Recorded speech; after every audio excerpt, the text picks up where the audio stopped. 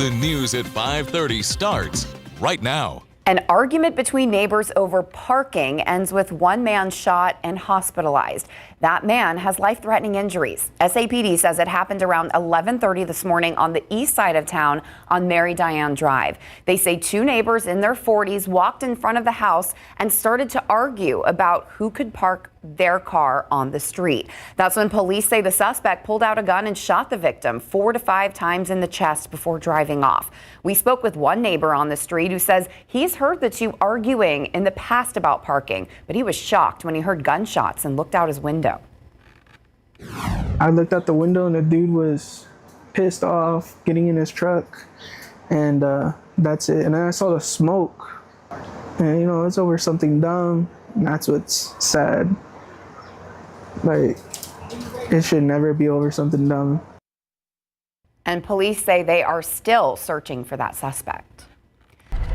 Bexar County deputies need your help finding the missing man on your screen. Jose Gonzalez was last seen October 14th leaving his home in the far north side of the county. The man's roommate says Gonzalez left for work and has not been seen since. He drives a 2016 Nissan Rogue with the Texas license plate THG 4520. If you've seen Gonzalez or know where he is, call deputies. That number on your screen and our website, KSAT.com. It's a devastating situation for too many families. Metro Health says sudden infant death syndrome, or SIDS, is the third leading cause of death for babies around the world. Our Devin Karp spent the morning with parents and several local nonprofits who are working to help families get the care they need here in San Antonio. It's like they say, you can't raise a child alone. You have to have a whole community to do it.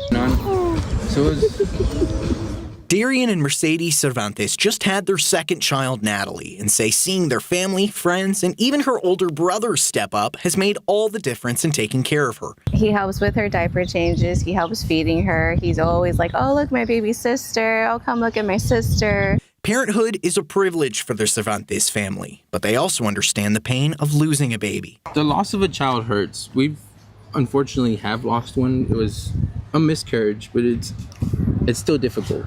They spent Sunday morning at the 11th annual Baby Buggy Walk and Health Expo to learn more about resources to help parents in San Antonio. It's just so much work to have a baby, and there's so much that you need, and every baby's different. Healthy Start is part of Metro Health, focusing on supporting families from pregnancy to 18 months, because it says SIDS, or sudden infant death syndrome, happens far too often. From 2017 to 2021, SIDS was the third cause of death, and it is a preventable cause of death. Corey Aburl says things like making sure moms stay healthy with vitamins, vaccinations, doctor visits, and early testing can help prevent SIDS, along with practicing the ABCs of infant sleeping, keeping the baby alone in their crib, make sure they're on their back, and keeping them in a crib. And it's a lot to remember.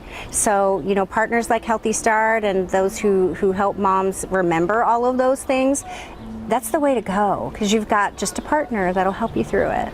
Know that I'm with you the only way that I can be. Everyone from folklorico dancers to healthcare providers and nonprofits want to support families like the Cervantes, because as challenging as they say raising a family can be, they feel better knowing they don't have to do it alone. When you actually get to talk to someone in person and see them, it's beneficial, because you get to see how they can probably relate to you and how you can relate to them. So it's more of like a one-on-one connection versus just scouring the internet over stuff. Devin Karp, KSAT 12 News. Well, it is a way to combat healthcare staffing shortages that you probably haven't heard of: robots. Calling elevator. Please stand aside. University Hospital here in San Antonio utilizing different kinds of robots all over the hospital. Some roam the massive hospital basement, hauling heavy loads of trash and linens. Others help make surgery more precise and create safer recovery for patients. And a couple are used for different types of cleaning. So that employee now can do the higher task, the harder task, the more detailed task, while this guy can run 24 hours a day. Tonight at 10:30, our next solutionary story, exploring how these robots are just one solution to keeping hospitals running smoothly and efficiently with fewer workers. Still to come on the news at 5:30, a preview of the week ahead on the campaign trail, plus a look at some important dates you'll need to know about between now and Election Day.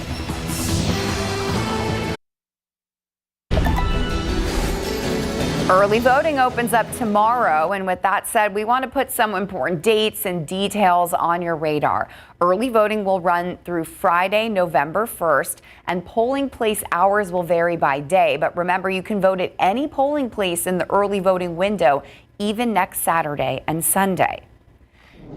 And as more and more states continue to start early voting, candidates are keeping their focus on key battleground states. Former President Donald Trump stopping at several events in Pennsylvania this weekend as Vice President Kamala Harris spends time in Atlanta before heading to Pennsylvania as well, with some stops of her own. ABC's Christiana Cordero details each campaign. Vice President Kamala Harris in Georgia this weekend, delivering remarks at a church in Stonecrest. Faith and good works go hand in hand.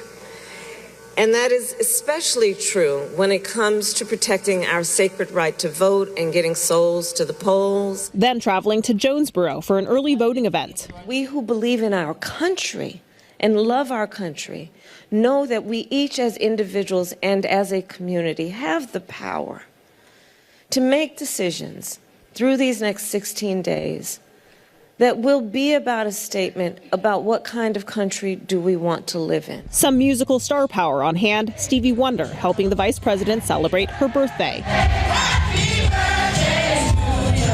Donald Trump spending the weekend in the crucial battleground state of Pennsylvania. At a rally Saturday evening in Latrobe, Trump using expletives to describe his opponent. We can't stand you, you're a vice president. Harris was asked about the comments in an interview today with MSNBC. The president of the United States must set a standard, not only for our nation, but understanding the standard that we as a nation must set for the world.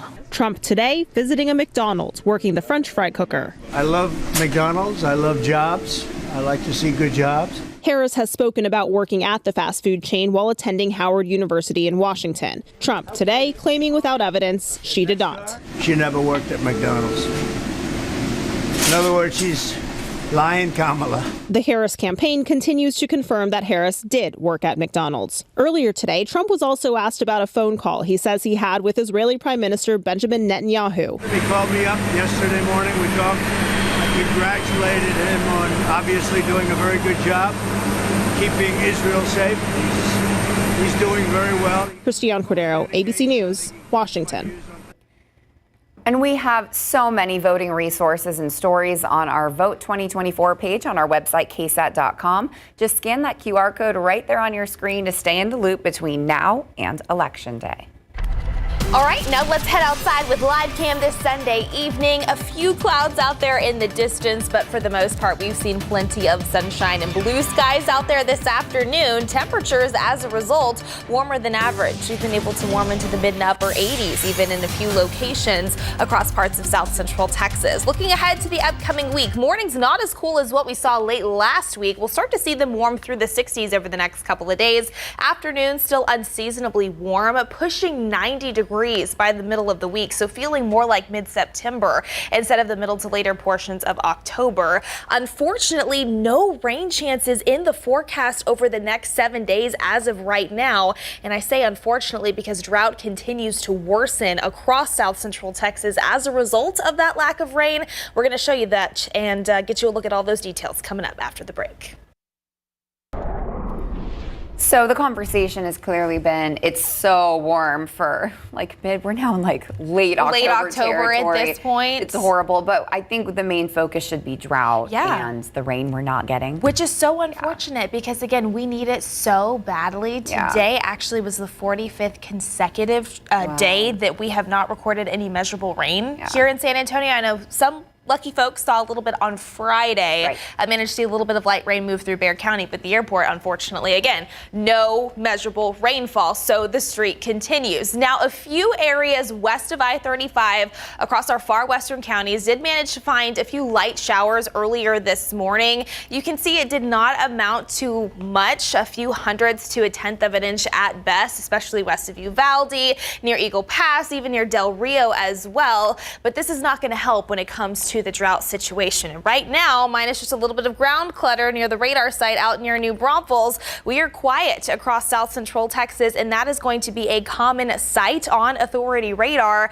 not just tomorrow, not just into the middle of the week, but at least right now over the next 7 days. No notable chances for rain in the forecast. One of the reasons why an area of low pressure is going to pass too far north of the state of Texas to help us bring any notable rain chances back into the works here in San Antonio. And then as we head into the later portions of this week, we start to see high pressure build back in from the west, which we know often leaves us pretty high and dry here in San Antonio. Here is the latest drought monitor update. If you missed it, this came in on Thursday, and the picture unfortunately continues to worsen. So we have moderate drought now in place across our far eastern counties as well as the coastal plains. This orange color that you see is severe drought. That has now been extended farther off to the south and east of the I-35 corridor. Even extreme drought, this pocket of red that we've been monitoring, this continues to rapidly expand as well. Now in place into northwestern Bexar County and even into additional parts of the hill country. So we'll continue to keep tabs on that. Hopefully into early November, we'll start to see a better pattern change that could bring us some better rain chances as well. Now let's go ahead and talk temperatures, because that also is going to be a focus. Again, this week feeling more like mid-September instead of the middle to later portions of October. Plenty of sunshine. The official high temperature for today, 87 degrees over at SA International. That's 6 degrees above the average, but thankfully nowhere near the record of 94 that actually was set just last year. As we look ahead to our Monday, your KSAT 12-hour forecast stepping out the door first thing tomorrow morning. Partly to mostly cloudy skies, 63 degrees expected around 7 o'clock. 78 if you're stepping out for any lunchtime plans around noon. Here's that high temperature right around 86, so somewhat similar to what we saw out there earlier this afternoon. I do think mid to upper 80s will be a common theme in and around San Antonio. 88 in Floresville, 85 up in Canyon Lake, 86 off to our west in Hondo tomorrow afternoon as well. And you can see potentially even warming a few degrees, pushing that 90-degree mark in town, especially by Wednesday, still well above the average even into next weekend. Let's briefly talk tropics. Remnants of Nadine. Nadine made landfall yesterday near Belize. That is now dissipated as it's pushed across Mexico. Hurricane Oscar, well off to its east. This actually just made landfall over the past hour in Cuba. You can see that's going to take a turn farther up to the north and east back into the western Atlantic. This does not pose any issues to the lower 48, and of course not for us here in south central Texas either. Still, of course, hurricane season running through November 30th, so we'll continue to keep you posted on any activity in the tropics over the next several weeks. But until then, nothing in terms of rain of note. Temperatures in the 60s for your mornings this week, highs closer to 90 degrees, especially by Wednesday. Woof. Woof, Woof is right. All right. Thank you, Mia. Mary, the Houston Texans are not used to losing right now. No, they've won their last 3 games. That ended today after dropping a tight game to the Packers. The offense struggled to get going. Plus, Texans head coach Steve Sarkisian explains his decision in the second quarter of last night's loss to Georgia to take Quinn Ewers out of the game. Stay with us.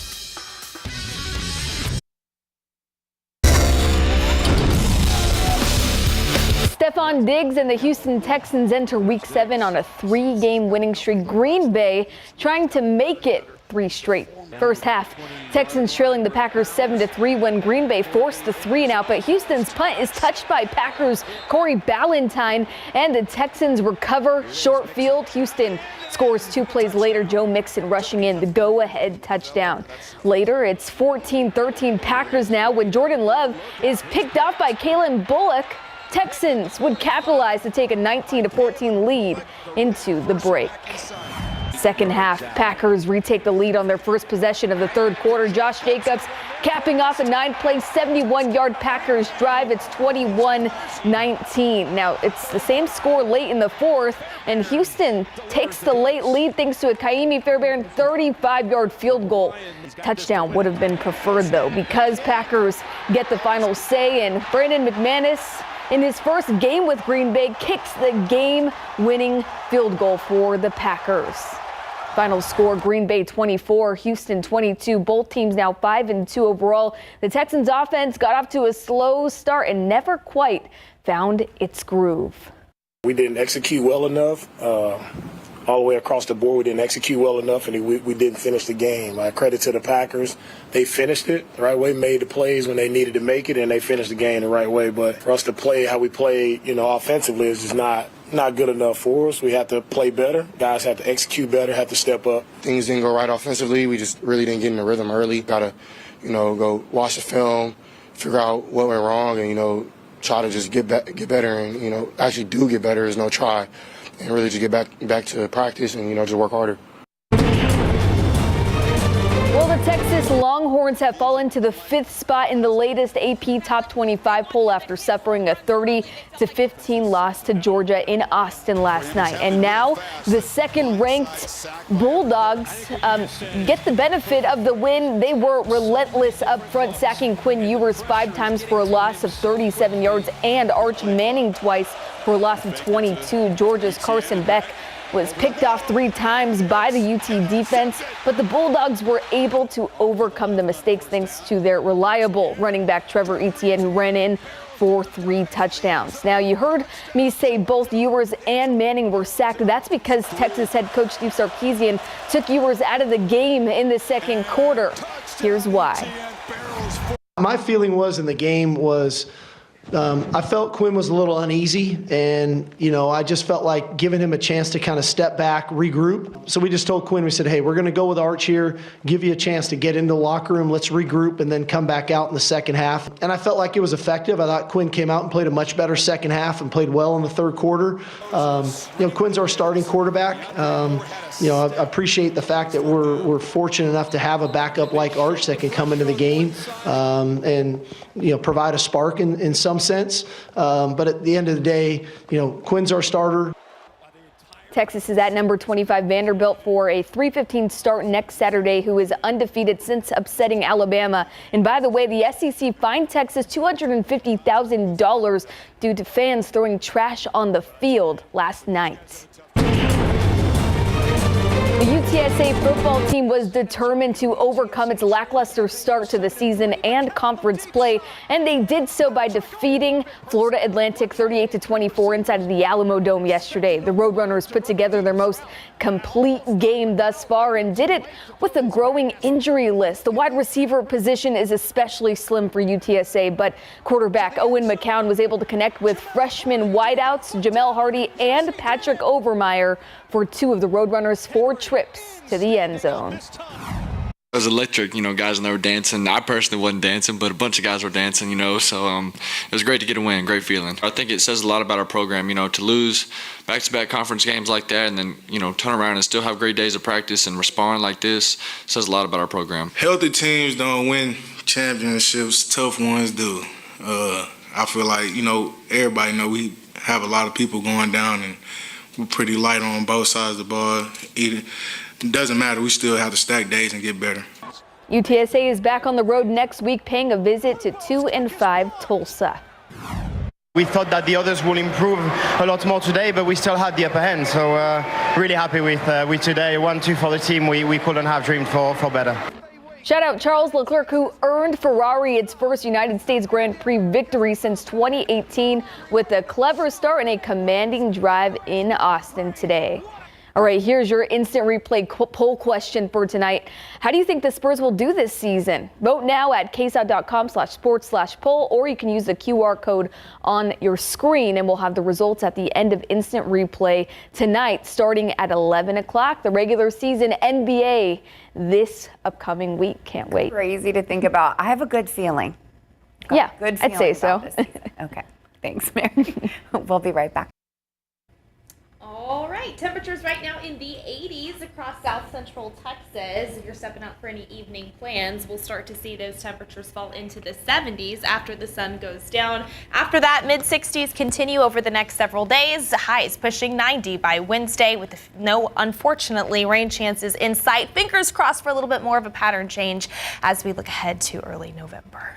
Yeah, well, it better be okay by November. Considering, though, that Halloween's next week, next Thursday at this point? That'll be kind of cool. We'll see you.